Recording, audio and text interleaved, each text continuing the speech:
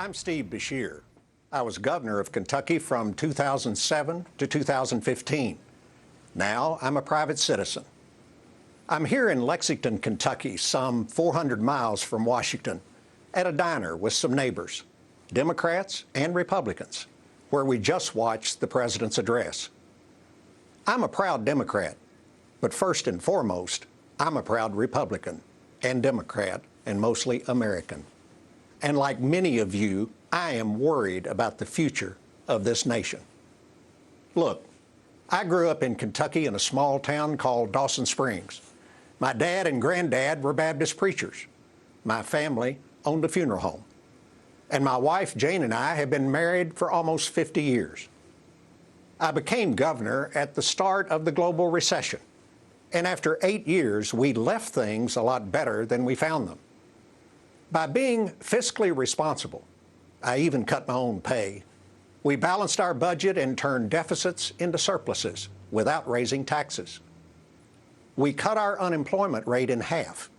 We made huge gains in high school graduation rates, and we found health coverage for over 500,000 Kentuckians. We did that through trust and mutual respect. I listened. And I built partnerships with business leaders and with Republicans in our legislature. We put people first and politics second. The America I love allowed a small-town preacher's kid to be elected governor. And it taught me to embrace people who are different from me, not vilify them.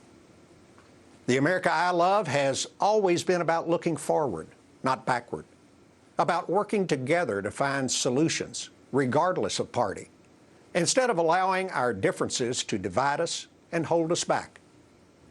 And we Democrats are committed to creating the opportunity for every American to succeed by growing our economy with good-paying jobs, educating and training our people to fill those jobs, giving our businesses the freedom to innovate, keeping our country safe, and providing health care that families can afford and rely on.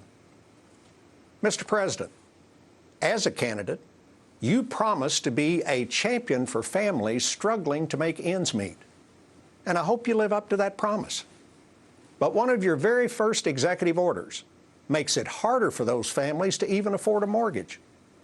Then you started rolling back rules that provide oversight of the financial industry and safeguard us against another national economic meltdown.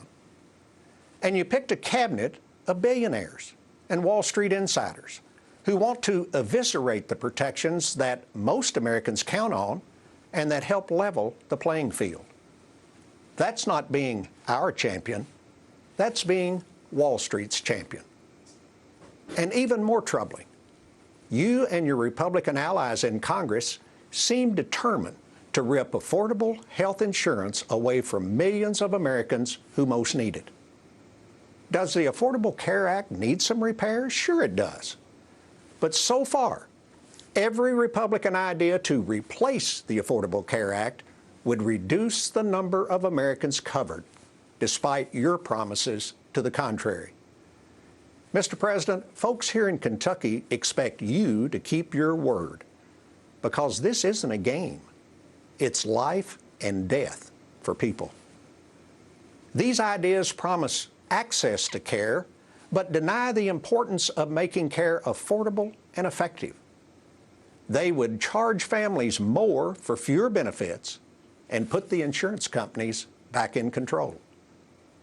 Behind these ideas is the belief that folks at the lower end of the economic ladder just don't deserve health care, that it's somehow their fault that their employer doesn't offer insurance, or that they can't afford to buy expensive health plans.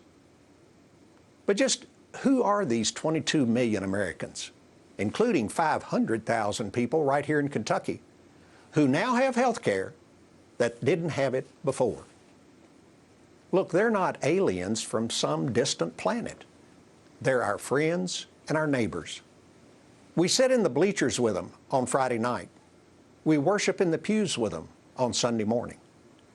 They're farmers, restaurant workers, part-time teachers, nurses' aides, construction workers, and entrepreneurs working at high-tech startups. And before the Affordable Care Act, they woke up every morning and went to work, just hoping and praying they wouldn't get sick, because they knew that they were just one bad diagnosis away from bankruptcy. You know, in 2010, this country made a commitment that every American deserved health care they could afford and rely on. And we Democrats are going to do everything in our power to keep President Trump and the Republican Congress from reneging on that commitment. But we're going to need your help by speaking out. Another commitment now being tested is to our national security. Look, make no mistake, I'm a military veteran myself, and I know that protecting America is a president's highest duty. Yet President Trump is ignoring serious threats to our national security from Russia, who's not our friend, while alienating our allies who fought with us side by side and are our friends in a dangerous world.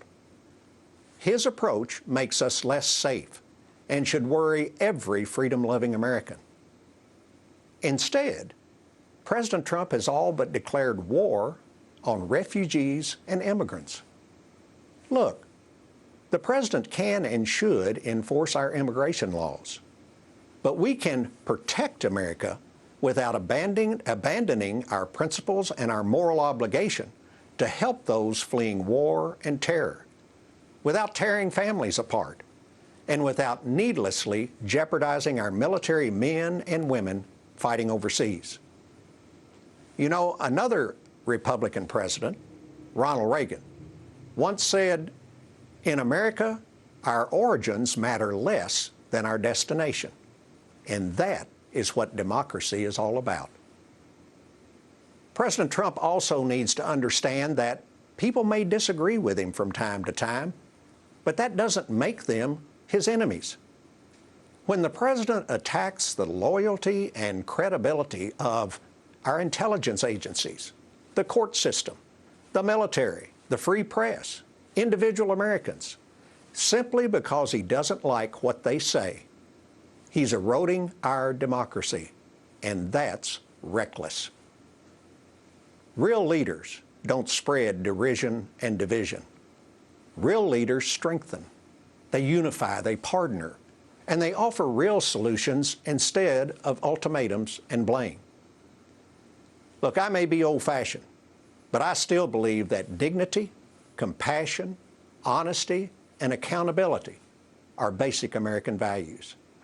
And as a Democrat, I believe that if you work hard, you deserve the opportunity to realize the American dream, regardless of whether you're a coal miner in Kentucky, a teacher in Rhode Island, an auto worker in Detroit, or a software engineer in San Antonio. Our political system is broken. It's broken because too many of our leaders think it's all about them. They need to remember that they work for us, and helping us is their work.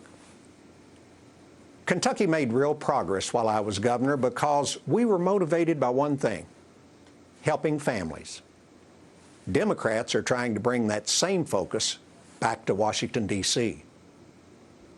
Americans are a diverse people, and we may disagree on a lot of things, but we've always come together when we remember that we are one nation, under God, indivisible, with liberty and justice for all.